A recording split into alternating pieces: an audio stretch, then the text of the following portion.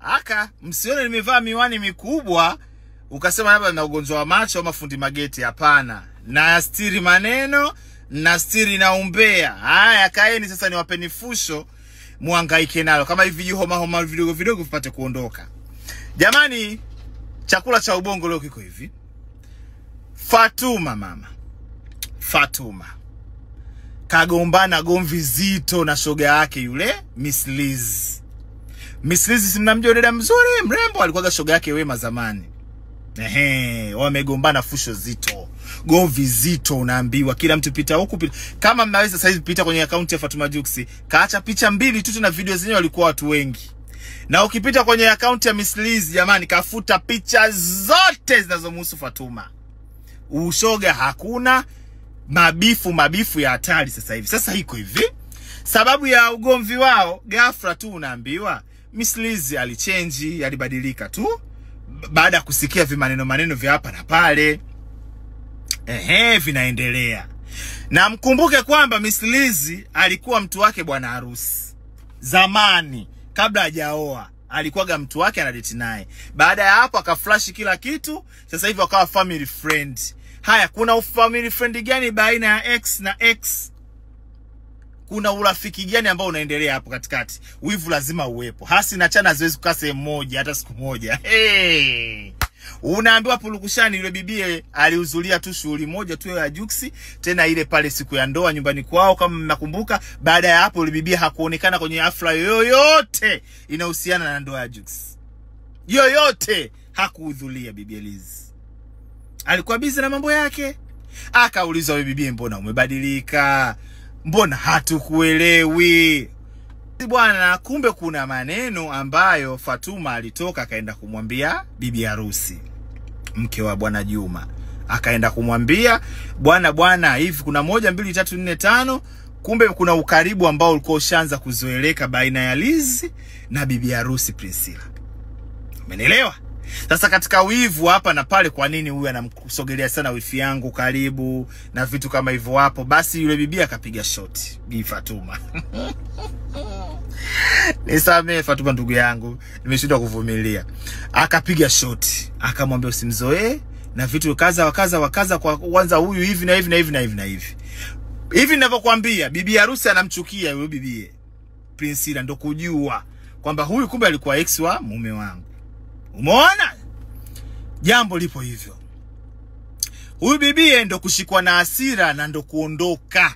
Bifu lilipoanzia hapo Fatuma na huyu bibi Miss Liz. Bifu limeanzia hapo, mtiti umeanzia hapo. Miss Liz anaona wivu vitu vinavyoendelea baina ya bwana harusi na bibi harusi. Akaondoka zake mita 18. Hakutaka ujamaa wote. Basi huku na huku juzi kati kwenye kuchambana Miss Liz akaandika bonge la gazeti kwa mlokuwa Snapchat mmemfollow. Kamnyonyoa Fatuma vizuri tu huko, watu magazeti na hata mimi ninalo hapo. Mkitaka niwapostie nitapostia. Nilibahatika kuwahi kulichukua. Sasa basi, ndugu zangu katika Bwana, hiyo ndo habari kamili. Na mnakumbuka siku ambayo alikuja Chioma, yule Mchioma Nigeria, yule dada alikuja kwenye tuzo fulani zilifanyika hapo Zedom Masaki. Alivaa gauni fulani vila blue, tukamsifia wa Tanzania, kapendeza, nywele nzuri, sijui kindeza, nywele zake nzuri. Anavaa maneno, alitutoka wa Tanzania kwa kumsifia yule Chioma wa Nigeria. Kumbe Chioma alivyokuja Tanzania, maskini ya Mungu alimpenda Hamisa. Na nakumbuka kabisa wote walishinda tuzo. Hamisa alishinda na huyu dada alishinda. Haya, huku na huku siku sasa, kumbe ulikuwa ukitaka kwenda kumuona huyo Chioma hotelini lazima uwe na VPN. Kama una VPN, mama huwezi kumuona wala kupiga naye picha. Alikuwa analindwa hatari. Yani kama ndio alikuwa malaika Jubilee, yani kashuka kutoka Tanzania, kutoka Nigeria kuja Tanzania. Yani kumuona kwake ni mtihani zaidi wa hesabu. Huyo Chioma alivyokuwa anapapatikiwa. Wakaandaa siku moja kigrupu waende klabu. Kama mnakumbuka waliendaga klabu. Sijui klabu gani huko Masaki, na yule Chioma alikuwepo. Alikuwa Chioma, alikuwa Poshi, Alikuwa dada mmoja anauza vitenge Mwenge, anaitwa nani huyu? Anaitwa nani? Na jina lake limenitoka samani, lakini namfahamu. Haya, alikuwa Fatuma, alikuwa na mwenye Chioma, walikuwa kama 6-7 hivi mabinti. Kumbe Chioma alimpenda Hamisa, akauliza Hamisa yuko wapi? Nasikia Misilizi akasema hata Hamisa huku asije. Hamisa hatumtaki. Misilizi akamkataa Hamisa. Kumkataa Hamisa sawa, akakubaliana huku na huku, jambo likafanyika lilofanyika klabu, akarudi nyumbani kulala. Sasa ili gomvi lilivyotokea siku ya harusi ya Hamisa pale viwanja vya Kawe sijui, ile siku anavalishwa pete na kutolewa mahali, Misilizi alishona mpaka sare, pale ndo gomvi lilipoanzia. Pale mama gomvi ndo lilipoanzia. Kwa nini? Alisema mpendi Hamisa. Alisema sio ongei na Hamisa. Alisema mpendi Hamisa. Mbona ameenda kwenye shughuli ya Hamisa na kitenge cha laki 3 kashona na picha kapiga na Hamisa? Mimi unafiki Fatuma huyo. Mimi unafiki usiupendi. Umeona? Wakafungiana vioo. Mama unaambiwa Misilizi amecharuka, hataki hata kumuona Fatuma popote, yani hataki hata kumsikia. Hataki kushiriki, hana cha Nigeria, Mozambiki, Msumbiji. Fatuma visa ya nanili huyo, visa ya Misilizi yo, badilisha jina, tuandike ICU, mama tuje hapo, sisi tushereheshe shughuli. Basi gomvi na hamtokuja kumuona. Labda hivi na kaka mtu labda Juma mwenyewe hayajui haya yanayoendelea. Akiyajua na Isa ataita wapatane, lakini gomvi zito la watoto wa kike. Haya, hiyo ya pili. Ya tatu, ugomvi wa Mami Kido na Fatuma. Mami Kido alikuwa kwenye shughuli ya Hamisa. Misilizi alimtumia message, uko wapi we dada Mami Kido? Fatuma anachati na mumeo Bwana Huseni Sound. Kaka yangu mwenyewe tajiri Huseni Hasani anaitwa.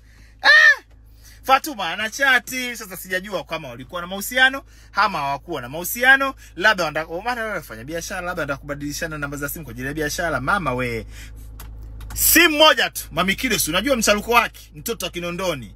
Simu moja tu kwa Fatuma. We binti, komea hapo ulipokoma. Ukaribu na mume wangu mimi sitaki. Upo. Ukaribu na mume wangu mimi sitaki. Tena ishia huko kwa ulipoishiria. Basi naam. Yule bibi akaona Fatuma akaona ya nini mimi najua hao Waswahili. Ndugu zake kina Fatuma Kitasa, ndugu zake sijui kina Shu Saluni, ndugu zake sijui kina nani, wasije akanifanyia vurugu bwana vigoma dukani kwangu. Bibi yule akaenda polisi. Fatuma mbio mpaka polisi kwenda kumshtaki nani? Mami Kido. Kisa kamtishia maisha. Mami Kido kafika polisi, kaeleza maelezo vizuri tu, mimi sijamtishia maisha, nimwambia achana na mume wangu. Basi kesi imeishia hivyo. Na bifulao likaishia hivyo. Sasa mpaka sasa hivi sijajua kama mawasiliano ya Fatuma na mume wa Mami Kido yanaendelea ama ameishia hapo. Fatuma mimi ndugu yangu, dada yangu, kipenzi changu. Nimesikia mpaka mimi mwenyewe Fatuma mimi kaniongelea, sasa sijui kaniongelea kwenye ngo gani, mimi la kusikia mimi sitaki. Mpaka mtu anilete ushahidi. Upo. Mpaka mimi mtu anilete ushahidi, mambo ndo naachukua na beba mgongoni tena, nijue naanza na mguu wa kushoto ama mguu wa kulia kutia uzu. Umesikia? Hilo moja. Sasa sijajua. Nimekuja kusikia kwamba kumbe ile siku ya shughuli ya Juksi, ndoa ya Juksi, mimi si nilikuwa niende pale nyumbani. Fatuma alinipigia simu. Akaniambia, Juma, hii ndoa ya siri, wewe kwa nini unaweka mambo mitandaoni live? Nikamwambia mbona hii ndoa haina siri? Habari za kitenge kuuzwa 3.5 nimepata Kinondoni. Watu Kinondoni ndio wamenihadisia, na kweli kitenge kinauzwa 3.5. Sijui kitenge kilikuwa, sijui sare. No, nimechanganya na Hamisa, sare. Nikamwelezea vizuri dadangu Fatuma. Fatuma akasema hamna, sasa hivi watatukupa mwaliko, tutaonekana kama, lakini nilikuwa nishaelewa mtu mzima, nimejiongeza. Wapi? Nilipokuja kuambiwa, nilivyosikia kwamba we Fatuma ulikuwa unaogopa kunialika mimi kwa sababu kuna mashoga zako mimi siongee nao, walikuwa wanakuja. Kwa heri, bismillah. Hilo tu, mimi nawapenda sana. Sina shida na Nigeria hapa nilipo. Kwa Mama Samia kuna nitosha. Sina shida ya kwenda popote. Aliwatafuta watu wote ambao Fatuma aliwazungumzia kwa ubaya. kwamba aliwasema, mkiwepo mmoja hapo ni mimi. Najua itakushangaza hii video dada yangu Fatuma, na nilivyokuwa nakupenda na kuthamini. Mimi sikutaka kuja kwenye harusi my dear. Kwanza mimi sio mambo yangu. Mambo ya harusi si vitu gani, wala mimi ukinipa kadi poa, siponipa kadi wala mimi kwangu naona alhamdulillah. Wao wataka kupaswa kusema.